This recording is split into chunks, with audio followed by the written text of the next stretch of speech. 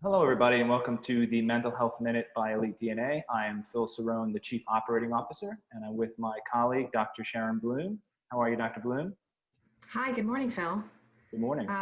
Today's show is about mindfulness. This is a concept that's been around for a while now, and we have a special guest who's going to help us understand what mindfulness is and also what it isn't, as well as talking to us about how we can incorporate it in our treatment here at Elite DNA and in our daily lives. Awesome. So we have Adam Redman with us today. He's one of our licensed mental health counselors. How are you, Adam? Doing good this morning. How are you, Phil? Good, thank you. When I look at your virtual background there, it's obviously brings to mind mindfulness. I think there's this kind of this misnomer that mindfulness is, living in the mountains, meditating for 6 or 7 hours a day, or using these apps that are very helpful, like Headspace, where they're just sitting quietly for 15, 20, 30 minutes. Sure. Tell the audience what mindfulness is. Well, and it can mean a lot of different things. Sometimes it can even mean being up in the mountains for 6 or 7 hours. I think one of the better ways of looking at it is as cultivating kind of a sense of being. One of the better definitions by Dr. Jon Kabat-Zinn says, mindfulness is being aware on purpose in the present moment, non-judgmentally.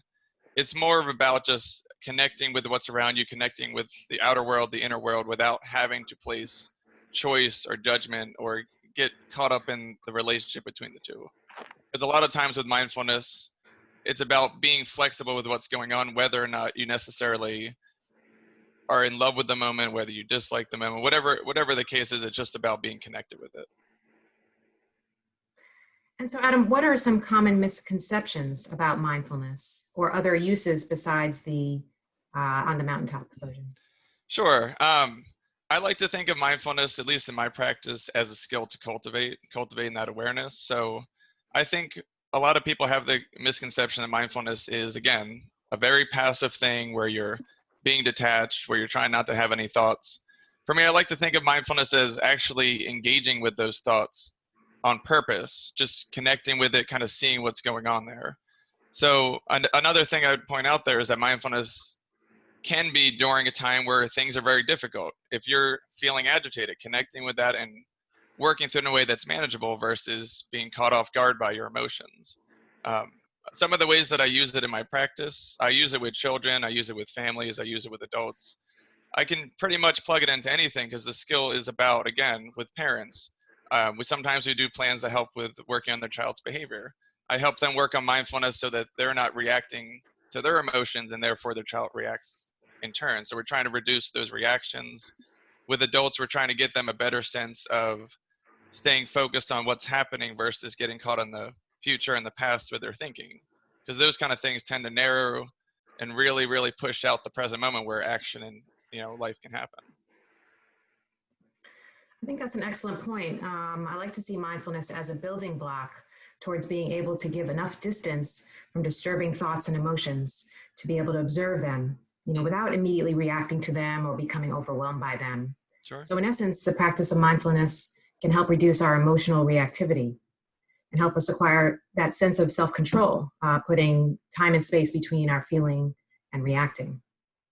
I would agree. A lot of times it can be useful for anxiety, right? So it's a buffer against anxiety because our anxiety tends to live in the future, our what if worries, in the past, rumination about stuff that we can't change anyway. So when we're in the here and now, it's a protective factor, can help us reduce that anxiety. Mm-hmm. And I guess one last thing I might mention, especially in regards to anxiety, I like to think of mindfulness as the difference between being in the storm and observing the storm. So I would much rather be observing the storm, still experiencing it, but not necessarily have to be caught up in it every single time. And that's how anxious thoughts sometimes can be, is that storm passing through. Exactly. And it can be something so simple. I like to think of, sometimes around here, there's a lot of traffic, not right now, but baseball season and snowbirds. And so my version of traffic mindfulness is to pay attention on purpose to the brake lights of the cars in front of me. Now, it doesn't matter how upset you get, it's not going to make the traffic move any faster. So practice staying calm and just observing And let me tell you, there are a lot of varieties once you pay attention. There are a lot of things we don't notice because we're in our head so much. So you can practice it in very simple ways to help promote that calm and that clarity. Exactly. Adam, is there something that you find that in your daily life and in your routine that you do to practice mindfulness? In a lot of different ways. One of the ones I'd say comes up the most for me is in language itself. So as an example, I'll notice myself sometimes getting really caught in my language. So let's say I wake up and I'm having a rough day. I might say, today's going to be terrible. Let's just say that's sometimes that can happen, maybe on a Monday. So I have to sit in there and think to myself, okay, my mind is saying I'm terrible, right? I'll take a step back from it, observe it, and that allows me to choose whether or not to buy into it. The way I describe it a lot to my clients is I think of thoughts as YouTube ads. So usually what I'll do is I'll watch that ad for 5 minutes, skip and get to, the rest of my day. Whereas with anxious thinking or getting caught up in your thinking, it's kind of like you're watching every single advertisement all the way through, whether or not it's useful to you. So for me, I like to keep that distance, and allows me to be more flexible and usually get through the day in a pretty good sense, even on a Monday morning. No, I think that was important for people watching to know, because there is this stigma or this misconception that mindfulness is wrapped around, meditating and silent thinking. And I think that thought process is that those two things are not exclusive, right? And so Definitely. I think it's important for people to know that, because I think when they think of therapy and they think of, they want me to be more mindful, they think of something that they've tried before. They've tried meditating and failed, and they think, well, because I failed at meditating, that I can't be mindful. Oh, definitely, yes. So I think for the average layman like myself, it's important to know the difference between the two.